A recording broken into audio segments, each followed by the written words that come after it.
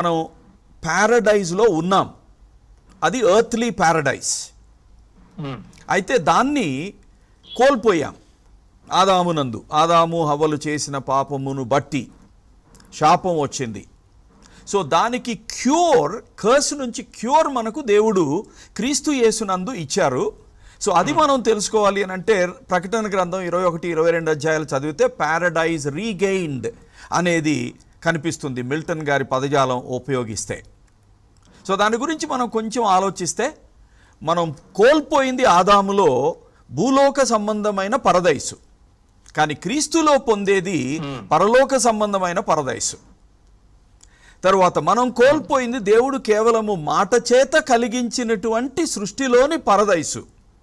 కానీ యేసునందు మనం భవిష్యత్తులో పొందబోతూ ఉన్నది ఏమిటి అనంటే, జీవిస్తూ ఉన్నటువంటి శరీరధారి అయినటువంటి దేవుని వాక్కు ద్వారా పునఃసృష్టించబడేది పరదైసు.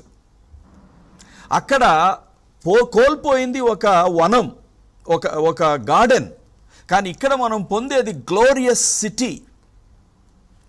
అక్కడ పతనము కాని సృష్టించబడిన మానవ స్థితి కనిపిస్తుంది, కానీ ఇక్కడ పతనమై తిరిగి సృష్టించబడినటువంటి మానవత కనిపిస్తుంది క్రీస్తు యేసునందు. అక్కడ ఆదాము హవ్వల మ్యారేజ్ కనిపిస్తుంది ప్యారడైజ్ లాస్ట్లో, బట్ ఇక్కడ marriage of Christ and his braid the church కనిపిస్తుంది. అక్కడ మానవులు అప్పుడప్పుడు దేవునితో కలిసి నడవడం, మాట్లాడడం కనిపిస్తుంది. అది మనం కోల్పోయాం. కానీ ఇక్కడ క్రొత్త పరదైసులో ప్రకటన 21-22లో మనం కలిగి ఉండేది ఏంటంటే, God dwelling among his people, with his people continuously, with a sort of greater oneness and intimacy which we never had in the garden of Eden that we last. So అక్కడ సర్పము ఉండెను, కానీ ఇక్కడ సర్పం ఉండదు. అక్కడ శాపం వచ్చే ప్రమాదం ఉంది, కానీ ఇక్కడ శాపం వచ్చే ప్రమాదం ఇక లేదు. ఆ కోల్పోయిన వెలుతురు సూర్యుడు, నక్షత్రాలు నుంచి వచ్చే వెలుతురు, కానీ అక్కడ మనం పొందుతున్నది light of God himself. So ఆ విధంగా మనం చూస్తే ఇక్కడ ఏదో కొన్ని ప్రశస్తమైనటువంటి మెటల్స్ ఇవన్నీ ఉంటాయి ఆ కోల్పోయిన వనములో, కానీ అక్కడ అసలు వీధులే మెటఫారికల్గా తీసుకున్న, లిటరల్గా తీసుకున్న బంగారపు వీధుల్ని పొందబోతున్నాం. ఇక్కడ డే అండ్ నైట్ ఉంటాయి, అది మనం కోల్పోతున్న దానిలో అక్కడ నైట్ ఉండదు. సో ఆ విధంగా ఆదాములో మనం కోల్పోయాం, చాలా కోల్పోయాం పతనము వలన. కానీ కడపటి ఆదామైన క్రీస్తులో దేవుడు మనకు తన కృపను బట్టి, ప్రేమను బట్టి అనుగ్రహిస్తూ ఉన్నది మచ్ మోర్. సో ఈ రెండింటిని కాంట్రాస్ట్ చేస్తే మనకు నిజంగానే సువార్త అనేది మొదలవ్వాల్సింది పతనంతో కాదు, original glorious creation of humans in his image and likeness. ఆయనను రిఫ్లెక్ట్ చేసే విధంగా ఉండాలి అని సృష్టించుకున్నాడు. కానీ ఇప్పుడు ఆయనను రిఫ్లెక్ట్ చేయకుండా, ఆయనతో ఉండకుండా, ఆయనను కలిగి ఉండకుండా మనం చాలా కోల్పోయాం. బట్ క్రీస్తు యేసునందు అవన్నీ మనం పొందాము, పరిపూర్ణంగా పొందబోతున్నాం. సో ఆ మార్పు మనకు కనిపిస్తుంది. సో మామూలు వాళ్ళు మంచి క్రియలు చేస్తారా అంటే చేస్తారు తప్పనిసరిగా. కానీ ఎఫ్సి పత్రిక కానీ బైబిల్ మొత్తంలో మనం చూస్తే వాళ్ళు దేవుని యొక్క సన్నిధిలో మెరిట్ పొందడానికి, ఫేవర్ పొందడానికి చేస్తారు. కానీ ఇక్కడ ఏం చెబుతుంది అని అంటే, మనము సత్కార్యములను చేయు నిమిత్తము ఉచితంగా రక్షించబడ్డాము కాబట్టి చేస్తాం. సో అది మనకు సాయి గారు వివరించారు.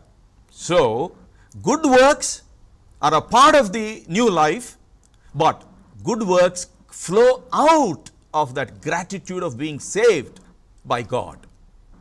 మంచి కార్యముల వలన రక్షించబడడం, కానీ మంచి క్రియల కొరకు రక్షించబడ్డాం. సో అవతల నుంచి వచ్చే మంచి కార్యాలు రక్షణను పొందడానికి, ఇక్కడేమో రక్షణను పొందినాము కాబట్టి చేసే మంచి క్రియలు, అది కూడా చాలా మౌలికమైనటువంటి వ్యత్యాసం కనిపిస్తుంది. ఓకే ఓకే సాయి గారు, మీరు ఇంతకు ముందు చెప్పినటువంటి అంటే దేవుడు సాఫ్ట్ బీయింగ్ కాదు, అంటే అలా ఉంటే దేవుడే కావడానికి వీలు కాదేమో అన్నట్లుగా కూడా చెప్పారు.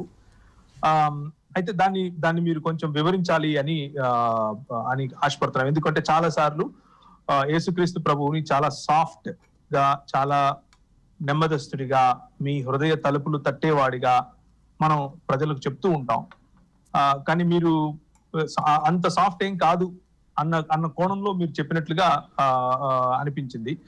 సో దానికి కొంచెం వివరణ మీరు ఇస్తూ, అయితే ఆ ఇచ్చే క్రమంలోనే ఇంకొక విషయాన్ని కూడా మీరు ప్రస్తావించండి.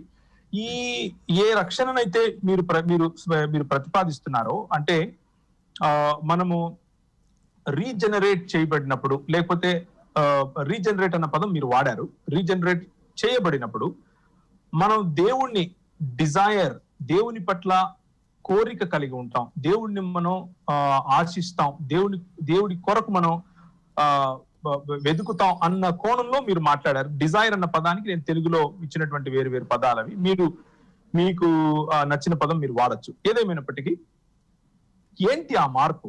ముందు ఎందుకు మనం డిజైర్ చేయలేం, ఇప్పుడు ఎందుకు డిజైర్ చేస్తాం? ఒకవేళ అంటే వచ్చినటువంటి ఒకానొక ప్రశ్న ప్రకారంగా క్రొత్త హృదయము, క్రొత్త ఆత్మ, క్రొత్త స్వభావం మనకు ఇచ్చాడు కాబట్టి ఇలా చేస్తున్నాము అన్నది మీ సమాధానం అయితే, ఒకవేళ అది మాత్రమే ఎందుకు చేయము, మిగిలిన దాన్ని ఎందుకు చేస్తున్నాం? పౌలు అన్నట్లుగా నాలో 2 స్వభావాలు ఉన్నాయని ఎందుకు మాట్లాడుతున్నాడు? ఎందుకు మనం ఇంకా పాపం చేస్తున్నాం? మనం ఎందుకని ఇంకా పాపములో బ్రతికేందుకు మనలో ఒకవైపు ఒక లాగుడు లాంటిది కనిపిస్తోంది? ఒకవేళ ఇలాంటిది కనుక ఉంటే మనం రక్షణ కోల్పోతామా? అంటే మీరు ఇంతవరకు ఏదైతే రక్షణ గురించి వివరించారో ఆ రక్షణ జీవితాంతము ఉండేదా? లేకపోతే ఈ 2 స్వభావాల మధ్య జరుగుతున్నటువంటి ఈ పరిశ్రమలో, ఈ 2 స్వభావాల మధ్య జరుగుతున్నటువంటి ఈ కొట్లాటలో ఒకానొక సమయంలో నేను ఆ రక్షణను కూడా కోల్పోయేంతగా బలహీనుడిని అయిపోయి అవతలి స్వభావానికి బలం ఇచ్చేట్లుగా నేను జీవించే అవకాశం ఏమైనా ఉందా? దీనికి కొంచెం స్పష్టత. థ్యాంక్ యూ అండి. సో సిరీస్ ఆఫ్ క్వశ్చన్స్ ఇక్కడ. So how to start? So first of all మన రక్షణ ప్రక్రియలో జరిగినటువంటి విషయాన్ని చెప్తాను. అంటే 3 P's చెప్తాను. 3 P'లు గుర్తుంచుకుంటే బాగుంటుంది. ఏంటంటే, దేవుడు నేను రక్షణ పొందినప్పుడు, అంటే యేసుక్రీస్తు నా నీతి క్రియలు దేవుని దృష్టిలో దేవుడిని మెప్పించటానికి సరిపోవు. దేవుడు మాత్రమే, దేవుడు చేసినటువంటి పనిని దేవుడు నన్ను పాపి అని తీర్పు తీర్చినప్పుడు ఆ దేవుని యొక్క తీర్పుతో నేను ఏకీభవించి నేను రక్షించబడాలి, నువ్వే నాకు శరణు, నాకు వేరే శరణు లేదు అని మనం ఒప్పుకున్నప్పుడు రక్షణను సంతరించుకుంటాం కదా. ఆ రక్షణను సంతరించుకున్నటువంటి ప్రక్రియలో దేవుడు మనల్ని ఏం చేస్తాడంటే, పాపం యొక్క పెనల్టీ నుంచి దేవుడు మనల్ని విడిపిస్తాడు. పెనల్టీ, మొదటి పెనల్టీ అంటే దాని వల్ల వచ్చేటువంటి దాని పెనల్టీని మనం తెలుగులో ఏమంటాం? పర్యవసానం, శిక్షని నుంచి మనల్ని తప్పిస్తాడు దేవుడు. So we are release from the penalty, right? అయితే ఇప్పుడు నేను దేవుని ఎదుట యాక్చువల్ గా నీతిమంతుడిగా తీర్చబడ్డాను, రైట్? దేవుడు నన్ను జస్టిఫై చేశాడు. ఏంటంటే నాట్ గిల్టీ అని దేవుడు తీర్పునిచ్చాడు. దాన్నే మనం థియలాజికల్ లాంగ్వేజ్ లో జస్టిఫికేషన్, లేకపోతే తెలుగులో నీతిమంతులుగా తీర్చబట్టం అంటాం. అంటే దేవుడు యేసుక్రీస్తు యొక్క నీతితో నన్ను కప్పి ఏం చేశాడంటే నన్ను నాట్ గిల్టీ అని డిక్లేర్ చేశాడు. ఎందుకు? నా పెనల్టీ ఆల్రెడీ పే చేయబడింది కాబట్టి, నా పెనల్టీ ఆల్రెడీ యేసు ప్రభు పే చేశారు కాబట్టి. అయితే ఇప్పుడు దేవునితో నాకు అన్యోన్యమైనటువంటి సంబంధానికి యాక్సెస్ ఏర్పడింది. ఏంటంటే నేను దేవుడి దగ్గరికి వెళ్ళినటువంటి ప్రతిసారి కూడా యేసుక్రీస్తు యొక్క క్రెడిట్ ని బట్టి, యేసుక్రీస్తు యొక్క కృపను బట్టి, యేసుక్రీస్తు యొక్క స్థానాన్ని బట్టి ఆయనలో నేను దేవుని దగ్గరకు వెళ్తున్నాను ప్రతిసారి కూడా. ఈవెన్ మన ప్రార్థనలో కూడా మనం అంతే చేస్తాం. యేసు నామంలో మేము అడుగుతున్నాం అంటాం. అంటే ఏంటంటే we surround ourselves in the locus of Christ. So దేవుని ఎదుట ఉన్నాం కాబట్టి అందుకనే హెబ్రీలకు రాసినటువంటి పత్రికలో చాలా స్పష్టంగా ఉంటుంది. నౌ మనం పాపలు అయినప్పటికీ కూడా, మనం పాపం చేస్తున్నప్పటికీ కూడా, బిలీవర్స్ అయినప్పటికీ కూడా మనం ఇంకా పాపపు నేచర్ ఉంది మనలో. ఈ పాపపు నేచర్ ఉంది కాబట్టి మనం కానీ యేసు ప్రభులో ఉండటాన్ని బట్టి దేవుని యొక్క సింహాసనం, కృపా సింహాసనం దగ్గరికి దయ కోసం మనం ధైర్యంగా వెళ్తాం అని మాట ఉంటుంది. So we approach the throne of grace to obtain mercy, boldly we go to the throne of grace. అది ఆ మాట ఉంటుంది. సో దేవునితో యాక్సెస్ ఉండటం వలన చాలా జాగ్రత్తగా వినాలి. ఇక్కడ ఏంటంటే దేవునితో యాక్సెస్ ఉండటం వలన ప్రతి దినము కూడా పవర్ ఆఫ్ సిన్ నుంచి మనం రిలీజ్ చేయబడుతూ ఉన్నాం. నేను మొదట పెనల్టీ ఆఫ్ సిన్ గురించి మెన్షన్ చేశాను. యేసు ప్రభువుని అంగీకరించినప్పుడు పెనల్టీ ఆఫ్ సిన్ నుంచి నన్ను విడిపించాడు దేవుడు. ఇప్పుడు ఆ పెనల్టీ ఆఫ్ సిన్ నుంచి విడిపించి దేవునితో నాకు సంబంధాన్ని ఏర్పరచడం ద్వారా, ప్రతి దినము దేవునితో సంబంధాన్ని కలిగి ఉండటం ద్వారా, దేవుణ్ణి ఆస్వాదించడం ద్వారా సిన్ యొక్క పవర్ నుంచి నెమ్మదిగా గ్రాడ్యువల్ గా నేను విడిపించబడుతూ ఉన్నాను. సో దాట్ థియలాజికల్ లాంగ్వేజ్ లో దాన్ని శాంక్టిఫికేషన్ అంటాం. అంటే ఏంటంటే పరిశుద్ధీకరించబడటం, ప్రత్యేకించబడటం. దేవుని కోసం ప్రత్యేకించబడుతూ ఉంటాను ప్రతిరోజు కూడా. ఆ ప్రత్యేకించబడుతూ అన్ని విషయాల్లో కూడా నేను పరిశుద్ధపరచబడుతూ ఉంటాను. అంటే దేవుని యొక్క కృపా సహితమైనటువంటి శక్తిని బట్టి నేను దేవుని పోలి నడుచుకుంటూ ఉంటాను అన్ని పరిస్థితుల్లో. సో అది నెమ్మదిగా జరిగేటువంటి ప్రక్రియ. అది ఒక రోజులో జరిగిపోయేది కాదు. ఈ జీవిత కాలంలో నేను ఎవరు కూడా మనం నిలబడి నేను సంతరించేసుకున్నాను, నేను ఇంకా తోపు అయిపోయాను, నాకు పూర్తిగా నేను శాంక్టిఫై అయిపోయాను అంటానికి ఛాన్సే లేదు. So it happens. So power of sin నుంచి దేవుడు గ్రాడ్యువల్ గా విడిపిస్తూ ఉంటాడు మనల్ని ప్రతి దినము కూడా, మనం బ్రతికినటువంటి దినాలన్నీ కూడా. ఫైనల్లీ యేసు ప్రభు తిరిగి వచ్చినప్పుడు మూడో పి ఏంటంటే ప్రెజెన్స్ ఆఫ్ సిన్. అంటే పాపం యొక్క డాగు కూడా మన దగ్గర మనలో లేకుండా దేవుడు పాపం యొక్క ప్రెజెన్స్ ని తీసేస్తాడు. 3 పీస్. మొదట పెనల్టీ ఆఫ్ సిన్ నుంచి దేవుడు యేసు ప్రభులో విడిపించేశాడు వన్స్ ఫర్ ఆల్, ఇంకా పెనల్టీ లేదు. 2, దేవుడు ప్రతి దినం కూడా నిజంగా యేసు ప్రభులో రక్షించబడినటువంటి వ్యక్తి పాపంలో కాళ్ళు పెట్టినప్పటికీ, పాపంలో పడుతున్నప్పటికీ, లోకానికి లోకపు యొక్క మర్యాదకి గాని, లోకం యొక్క డిజైర్స్ గాని గురవుతున్నప్పటికి కూడా అతను కంఫర్టబుల్ గా ఉండలేడు. సో దేవుని దగ్గరికి పరిగెత్తుకుంటూ వెళ్తాడు. దేవుడు ఆయన ఏం చేస్తాడంటే, ఆ వ్యక్తిని ఏం చేస్తాడంటే దేవుడు పవర్ ఆఫ్ సిన్ నుంచి విడిపిస్తూ ఉంటాడు. 3వది, యేసు ప్రభు తిరిగి వచ్చిన తర్వాత ప్రెజెన్స్ ఆఫ్ సిన్ నుంచి కూడా, పాపం యొక్క ప్రెజెన్స్ ని కూడా మనలోంచి కంప్లీట్ గా తీసేస్తాడు. ఒక్క ఎగ్జాంపుల్ చెప్తాను, బాగా గుర్తుంటానికి ఎగ్జాంపుల్ చెప్తాను. ఏంటంటే రోడ్డు మీద మనం మానవులం కాబట్టి రోడ్డు మీద పెంట మీద కాలేసాం. మనం ఏం చేస్తాం, ఇమీడియట్ గా ఇంటికి వెళ్ళి మనం పెంట మీద కాలేసినా సరే పట్టించుకోకుండా శుభ్రంగా బాసిపట్లు వేసుకొని చక్కటి బిర్యానీ భోజనాన్ని తీసుకొని మనం తినం కదా. సోఫా మీద కాళ్ళు వేసుకొని మనం పెంట మీద కాలేసినంత కాలం మనకి అన్కంఫర్టబుల్ గానే ఫీల్ అవుతాం. మనం అది కడుక్కునేదాకా మనకు అన్కంఫర్టబుల్ గానే ఫీల్ అవుతూ ఉంటాం మనం. కానీ ఒక పందిని చూసారనుకోండి, మురుగుంట్లో పడుతుంది, తర్వాత పెంటను చూసిన తర్వాత మంచి బ్రేక్ఫాస్ట్ దొరికిందని ఆలోచిస్తుంటుంది. సో మురుగుంట్లో పడి చాలా హ్యాపీగా ఎంజాయ్ చేస్తుంటుంది. ఒక అవిశ్వాసికి విశ్వాసికి ఉన్నటువంటి వ్యత్యాసం ఇదే. ఏంటంటే విశ్వాసి, నేను ఇందాక మానవుల ఎగ్జాంపుల్ చెప్పినప్పుడు, విశ్వాసి ఎప్పుడు కూడా పాపంతో కంఫర్టబుల్ గా ఉండడు. పాపం ఆ డిజైర్ కి వెళ్ళినప్పటికీ కూడా, పడిపోయినప్పటికీ కూడా హీఈస్ నెవర్ కంఫర్టబుల్. ఎందుకంటే దేవునిలో ఉన్నటువంటి మాధుర్యాన్ని రుచి చూసింది కాబట్టి. సో విశ్వాసి ఎప్పుడు కూడా he wants to go back, run back to God and then wants to take దేవుడిని శరణు వేడటం. తర్వాత దేవా నేను మలినం అయిపోయాను ప్రభువా, నేను ఉండలేకపోతున్నాను, ఇట్లాగా నన్ను శుద్ధి చేయి ప్రభువా అని బతిమలాడుతుంది దేవుడి దగ్గర. అది ఒక విశ్వాసికి జరుగుతుంది. ఎందుకంటే మనకి ఇవ్వబడినటువంటి రక్షణ ఇది తుమ్మితే ఊడిపోయేటువంటి రక్షణ కాదు, ముక్కు లాంటిది కాదు అది. So salvation is for ever. రక్షణ అనేటువంటిది ఫర్ ఎవర్. సో అది నేను ఈ రోజు చేసినటువంటి పాపాన్ని బట్టి కానీ, ఈ రోజు నేను పాపం చేశాను కాబట్టి ఈ రోజు రక్షణ కోల్పోయాను, రేపు మళ్ళీ దేవుడితో క్వైట్ టైం చేసుకున్నాను కాబట్టి మళ్ళీ రేపు రక్షణ వచ్చింది, అలాంటి ఛాన్స్ లేదు. Salvation is for ever. మనం కానీ విశ్వాసులుగా పాపం చేసినప్పుడు మనం ఏంటంటే, నిజమైనటువంటి విశ్వాసి అన్కంఫర్టబుల్ గా ఫీల్ అవుతాడు. అదే చక్కటి వ్యత్యాసం మనం చూడొచ్చు. ఒక విశ్వాసికి నా విశ్వాసికి మధ్యలో చక్కటి వ్యత్యాసాన్ని మనం చూస్తాం.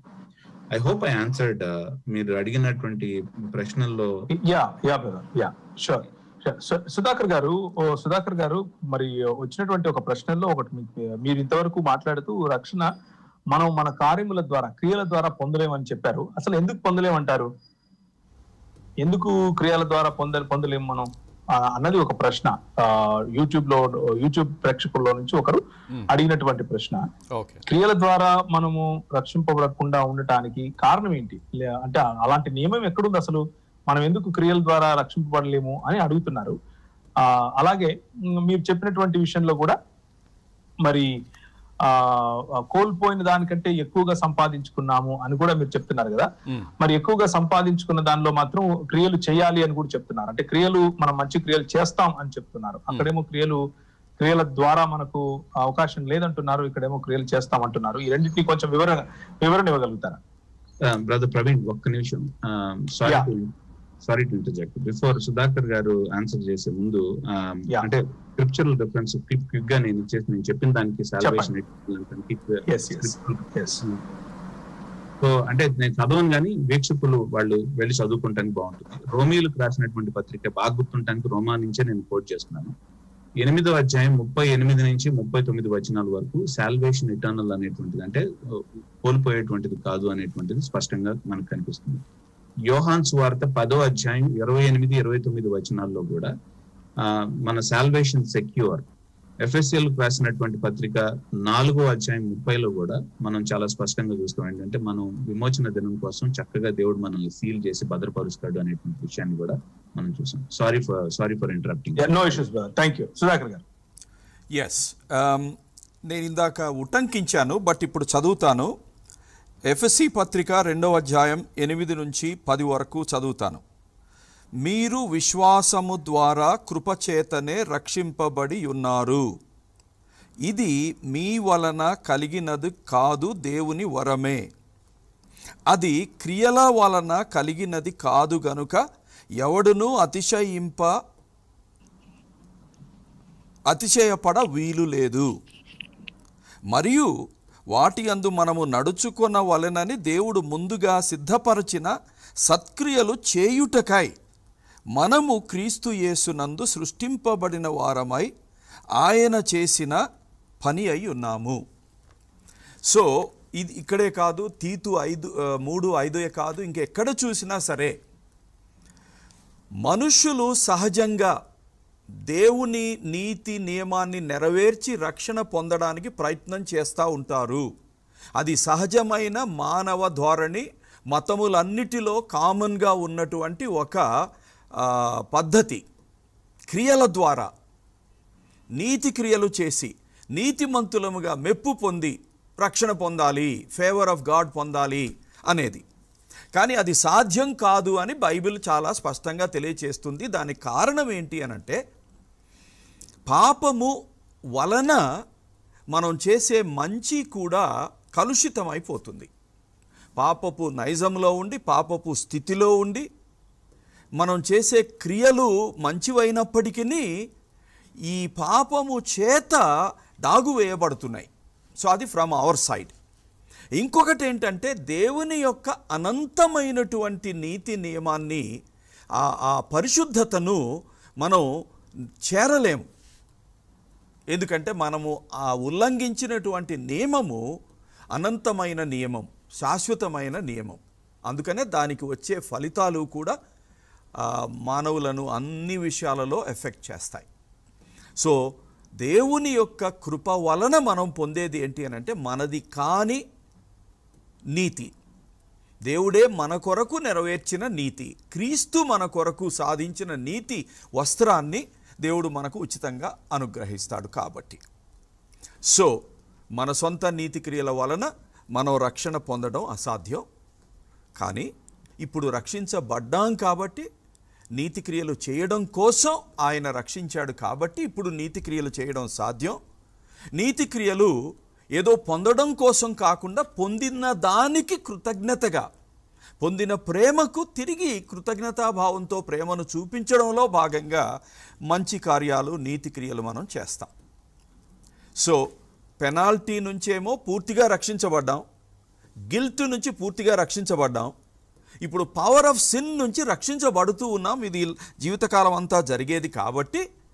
సో నీతి క్రియలు చేయడం కోసం రక్షించబడిన మనం కొన్నిసార్లు ఉన్న పాపము యొక్క పవర్కి, డ్రాగ్ అండ్ పుల్కి లోనై కొన్నిసార్లు ఆ క్రియలు చేస్తాం. బట్ సాయి గారు అన్నట్లు పాపములో ఇంతకుముందు కంఫర్టబుల్గా ఉన్న మనం ఇప్పుడు కంఫర్టబుల్గా ఉండలేము.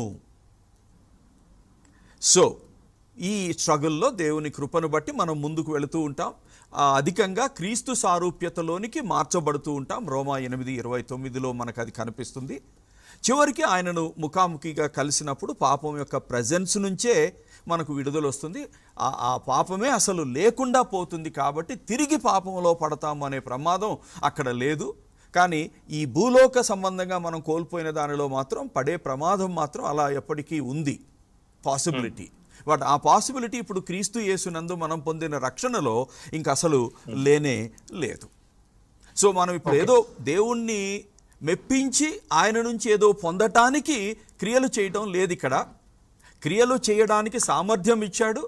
అలా చేయడం కోసం మనల్ని తిరిగి క్రీస్తు యేసునందు సృష్టించుకున్నాడు. కాబట్టి మనం ఇప్పుడు ఆయనకు చెందిన వాళ్ళం అని రుజువుగా అది మన విశ్వాసం వలన వచ్చే విధేయతతో కూడిన కార్యాలవి. ఓకే.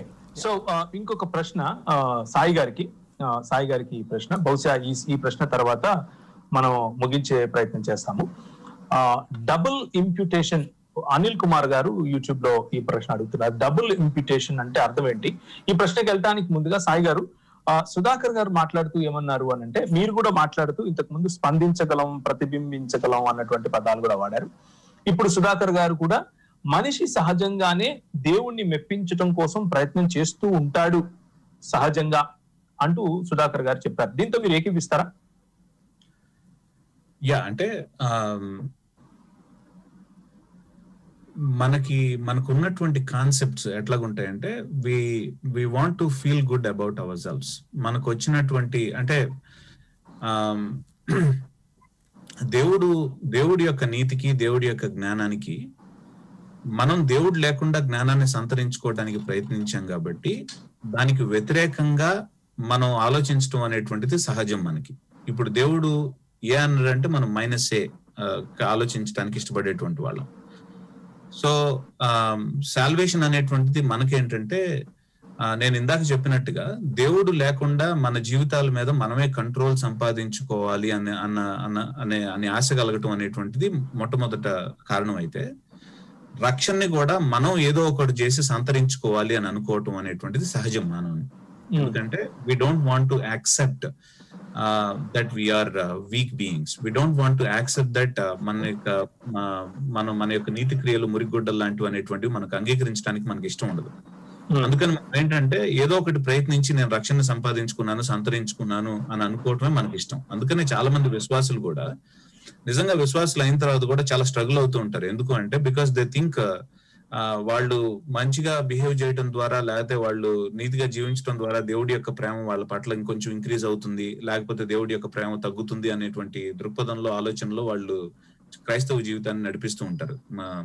అనేది that's not correct. God's love is constant towards us. He knows that we are fully weak. మనం బలహీనమైనటువంటి సంగతి ఆయనకి బాగా తెలుసు. మనం చేసినటువంటి మంచి పనుల ద్వారా కొంచెం ఆయన ప్రేమను పెంచలేము, లేకపోతే మనం తగ్గించలేము. అది మనం చేయలేము. కేవలం దేవుడి యొక్క కృపా బాహుళ్యాన్ని బట్టి, ఆయన యొక్క మంచితనాన్ని బట్టి ఆయన మనల్ని ప్రేమిస్తున్నాడు కాబట్టి ఆయన మంచితనానికి రెస్పాన్సివ్ గా మనం యాక్చువల్ గా ఆయనకి తగ్గట్టుగా జీవిస్తాం, అంతేగాని ఆయన మెప్పించడానికి కాదు. సో సుధాకర్ గారు చెప్పిన దాంతో పూర్తిగా ఏకీపిస్తున్నాను. ఎందుకంటే అది మానవ నైజం. మొదటి నుంచి గార్డెన్ ఆఫ్ ఈడెన్ నుంచి ఏదైనా మన నుంచి వస్తున్నటువంటి మానవ నైజం, మనం ఏదో ఒకటి చేసి అంతరించుకోవాలనుకోవటం. ఇక రెండో ప్రశ్న మీరు అనిల్ గారు అడిగినటువంటిది డబుల్ ఇంప్యూటేషన్ అనేటువంటిది. It's not all Christians by that. అందరూ క్రైస్తవ సమాజంలో, నేను ఇందాక చెప్పిన దాంట్లో కూడా రక్షణ శాశ్వతం అనేటువంటిది కూడా నిజంగా బైబిల్ని బిలీవ్ చేసేటువంటి క్రైస్తవులు అందరూ కూడా దాన్ని బిలీవ్ చేయరు. సో కొంతమంది కొన్ని పాపాలను బట్టి మనం రక్షణ కోల్పోతాం అనేటువంటి విషయాన్ని బిలీవ్ చేసేటువంటి క్రైస్తవులు కూడా ఉన్నారు. ఇవాంజలికల్స్ మనం అది నేను just want to put it out there. కానీ but this is my belief, this is what I అయితే ఇంకొకటి ఇక్కడ డబుల్ ఇంప్యూటేషన్ లో కూడా ఏంటి డబుల్ ఇంప్యూటేషన్ అంటే మన యొక్క పాపాన్ని దేవుడు యేసు ప్రభు మీద కంటే ఇది పాత నిబంధన గ్రంథంలో ఉన్నటువంటి ఆధారాన్ని చేసుకొని, ఫర్ ఎగ్జాంపుల్ ఒక స్కేప్ గోట్ ని తీసుకొని స్కేప్ గోట్ మీద మనం చేతులు పెట్టినప్పుడు వీళ్ళ యొక్క పాపాన్ని యాక్చువల్ గా స్కేప్ గోట్ తో యాక్చువల్ గా రెకన్ చేయటం, అంటే గుర్తించబడటం, ఐడెంటిఫై చేయటం అనేటువంటిది మనం ఆ ఉద్దేశాన్ని కొంతమంది రిఫార్మ్డ్ థియోలోజియన్స్ యాక్చువల్ గా డబుల్ ఇంప్యూటేషన్ లో ఉపయోగించి ఏమంటారంటే, క్రీస్తు చనిపోయినప్పుడు స్కేప్ గోట్ లాగా ఆయన మన పాపాలతో ఆయన ఐడెంటిఫై చేయబడటం, మన పాపాలు ఆయన మీదకి ఇంప్యూట్ చేయబడటం, ఆ తర్వాత ఆయన యొక్క నీతి ప్రతిఫలంగా మన మీదకి ఇంప్యూట్ చేయటం అనేటువంటిది జరిగింది. దీన్ని డబుల్ ఇంప్యూటేషన్ అంటారు అనేటువంటి విషయాన్ని ప్రస్తావించడం జరుగుతుంది. That's what the concept is. మన యొక్క పాపం క్రీస్తు మీదకు ఆపాదించబడింది, క్రీస్తు యొక్క నీతి మనకు ఆపాదించబడింది. Okay, right. చివరిగా మన దగ్గర సమయం లేదు కాబట్టి ఇప్పటికే దాదాపు ఇంకో 10 నిమిషాలు 2 గంటలు అయిపోతుంది కాబట్టి ఎక్కువ సమయం తీసుకోకుండా నేను చివరి ప్రశ్న సుధాకర్ గారికి ఇస్తాను. సుధాకర్ గారు ఈ ప్రశ్న చెప్పిన తర్వాత మనం ముగించుకుందాం. కొంతమంది షారోన్ రోజా మొక్కటి అనేటటువంటి ఒక సిస్టర్ బహుశా ప్రశ్నిస్తున్నారు. Some theologians says that Jesus did not die for all but for many.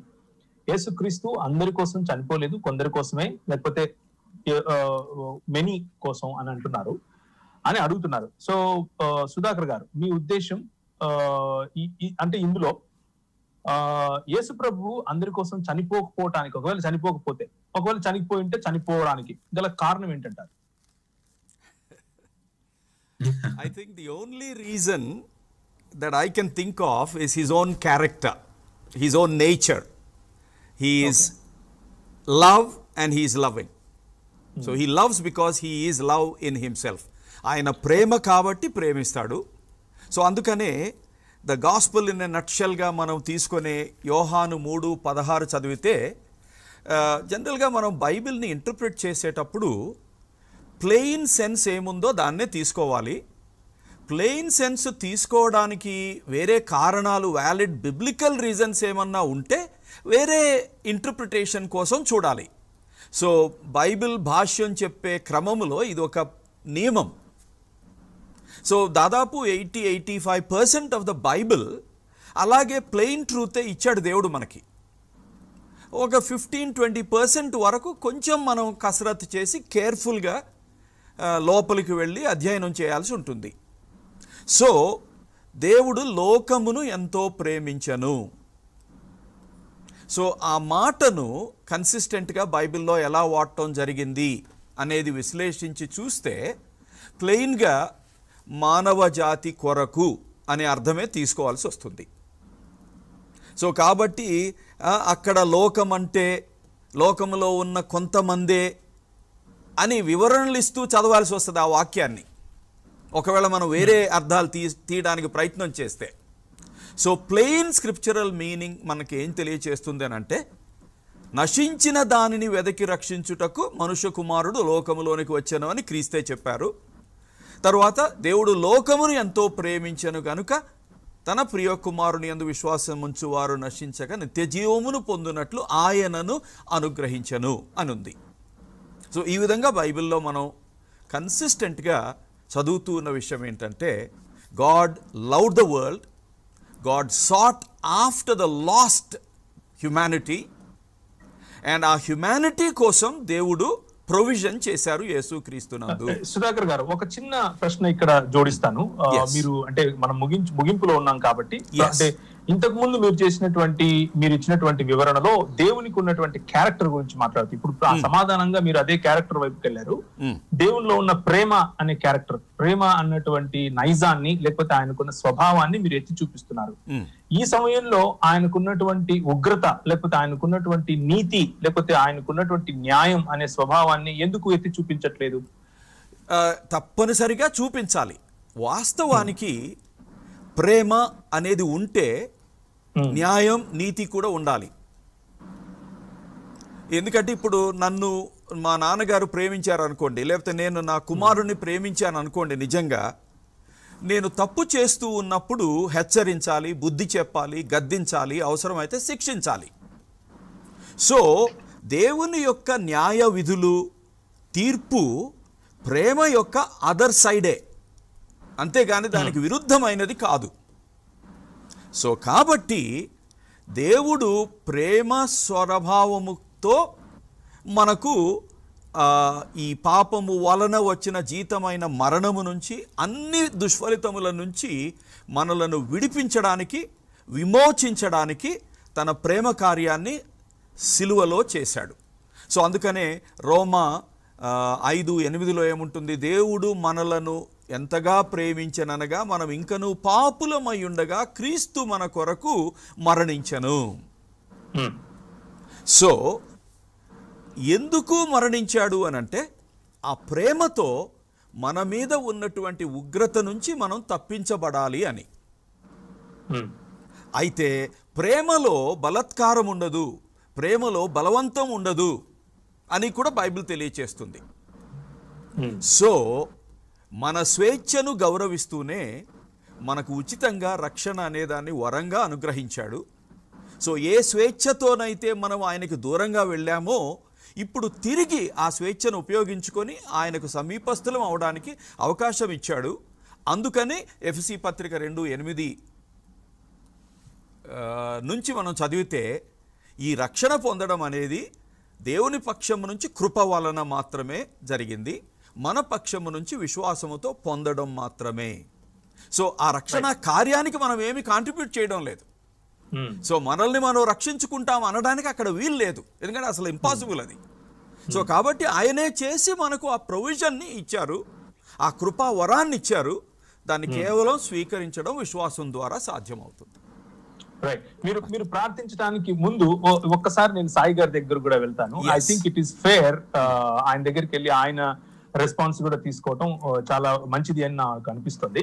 Sai గారు, సంక్షిప్తంగా మీ ఉద్దేశంలో సుధాకర్ గారు మాట్లాడుతూ అంటే న్యాయము మరియు నీతిని గురించి ఎందుకు ప్రస్తావించలేదు అని అన్నప్పుడు ఆయన న్యాయము నీతి ఉండి తీరతాయి ప్రేమ ఉన్న చోట అని చెప్పారు. అలాగే అది ఉంది కాబట్టి మనుషులకు స్వేచ్ఛ ఉంది అంటే హీఈస్ అపీలింగ్ టు మానవునికి ఉన్నటువంటి స్వాతంత్రం వైపు ఆయన అపీల్ చేస్తున్నట్లుగా కనిపిస్తుంది. దాని కారణంగానే స్వచ్ఛందంగా ప్రజలు వచ్చే విధంగా ఆయన ప్రేమిస్తున్నాడు, ఆయన నీతి న్యాయములను జరిపిస్తున్నాడు అన్నటువంటి విధంగా మాట్లాడు. దీంతో మీ అభిప్రాయం? అంటే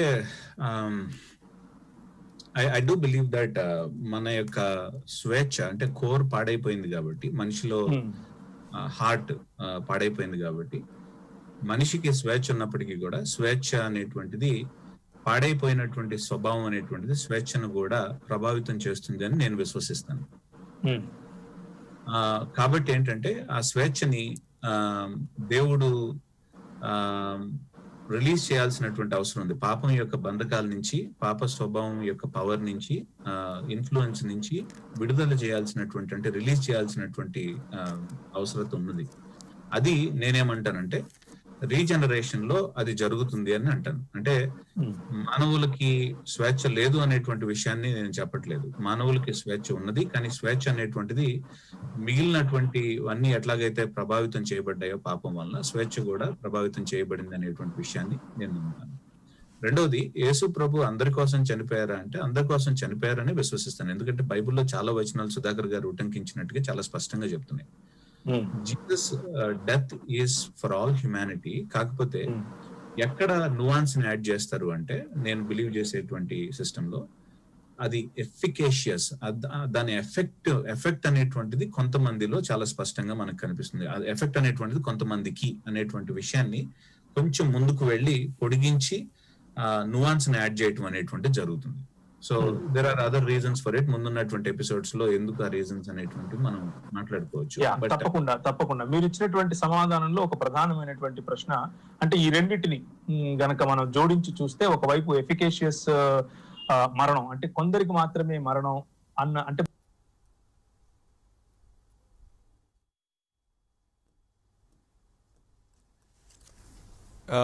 ప్రవీణ్ గారితో, సాయి గారితో మనకు కనెక్షన్ పోయినట్లుంది. సో ప్రవీణ్ గారు, సాయి గారు నేను చెప్పిన దాని గురించి ఆ రెండింటిని ఎట్లా ఇంటగ్రేట్ చేయొచ్చు వాక్యానుసారంగా అనే విషయాన్ని మాట్లాడుతున్నారు. సో అది డెఫినెట్గా ఫ్యూచర్లో మనం చర్చించుకోవచ్చు. దాన్నే ఒకవేళ నేను చెప్పాలి అని అంటే, ఆ విశ్వాసపు ప్రతిస్పందన మనలో కలగటానికి కూడా అల్టిమేట్గా దేవుని కృప కారణమవుతుంది.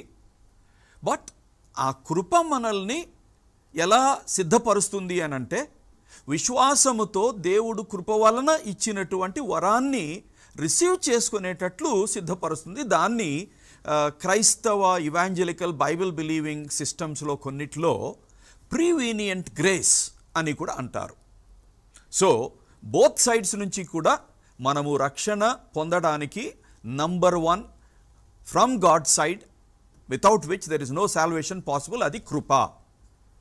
సో కృప వలన అనుగ్రహించిన ఉచితమైనటువంటి వరాన్ని గిఫ్ట్ని మనం ఆయన కృప వలనే ప్రిపేర్ చేయబడినటువంటి వ్యక్తులంగా విశ్వాసముతో దాన్ని మనం పొందుతాము. సో మనం ఏమీ కాంట్రిబ్యూట్ చేయడం లేదు, we are just receiving the gift of salvation. So కాబట్టి ఈ రెండింటినీ మనం తప్పనిసరిగా బిబ్లికల్గా విశ్లేషించి చూసినప్పుడు at the highest level I don't see any contradiction. కొన్ని స్థాయిల్లో ఒకవేళ భావ విరుద్ధత ఉన్నట్లు కనిపించవచ్చు, బట్ ఈ విషయాలను మనం వచ్చే ఫ్యూచర్ ఎపిసోడ్స్లో ఇంకా డీటెయిల్గా విశ్లేషించవచ్చు. సో ఇప్పటి వరకు మౌలికంగా రక్షణ అంటే ఏమిటి, రక్షణ దేని నుంచి, రక్షణ దేని కొరకు, రక్షించబడ్డాము అనేది మనకు ఎలా తెలుస్తుంది, ఇతరులకు ఎలా తెలుస్తుంది, ఇలాంటి విషయాలన్నీ. తర్వాత రక్షించబడిన వాళ్ళు చేసే సత్కార్యములకు, రక్షింపబడని వాళ్ళు చేసే సత్కార్యములకు మధ్య ఉన్న వ్యత్యాసం ఏంటి, సో ఈ విషయాలన్నింటినీ మనం చర్చించాం. సో వీక్షకులు, యూట్యూబ్లో ఉన్నటువంటి వీక్షకులు అడిగిన ప్రశ్నలకు కూడా సమాధానం సాధ్యమైనంత వరకు చెప్పడానికి ప్రయత్నం చేశాం. సో వచ్చే ఎపిసోడ్స్లో ఇంకా దీని లోతైనటువంటి విశ్లేషణాత్మకమైనటువంటి విషయాలని కూడా, ఈ రక్షణకు సంబంధించిన, రక్షకుడికి సంబంధించిన, రక్షణకు రక్షకుడికి మధ్య ఉన్నటువంటి సంబంధం ఏమిటి, ఆ రక్షణను పొందేవారికి ఉన్న సంబంధం ఏమిటి, ఇలాంటి విషయాలన్నీ కూడా పరిశీలించి చూడబోతూ ఉన్నాం. సో మరలా మనం కలుసుకునేంత వరకు దేవుడు మీకు తోడుగా ఉండునుగాక. ఉచితంగా రక్షించబడిన కారణం చేత కృతజ్ఞతతో దేవుని ప్రేమకు ప్రతిస్పందనగా ఈ విపత్కరమైన పరిస్థితులలో క్రీస్తు ప్రేమను కనపరిచే క్రియలు చేయడానికి దేవుడు మీకు, నాకు, మనందరికీ సహాయం చేయాలి అని నేను హృదయపూర్వకంగా కోరుకుంటున్నాను. ఎవరైనా ఈ రక్షణ విషయంలో ఇంకేమైనా సందేహాలు ఉంటే రక్షణ టీవీని మీరు కాంటాక్ట్ చేయండి, క్వశ్చన్స్ మాకు అందిస్తారు, మేము వాటికి వచ్చే ఎపిసోడ్స్లో ఆన్సర్స్ కూడా ఇస్తాం. మరి ఇప్పటి వరకు దేవుడు మనకు సహాయం చేసినందుకు దేవునికి కృతజ్ఞతాస్తుతులు చెల్లించి ఈ ఎపిసోడ్ని ముగించుకుందాం.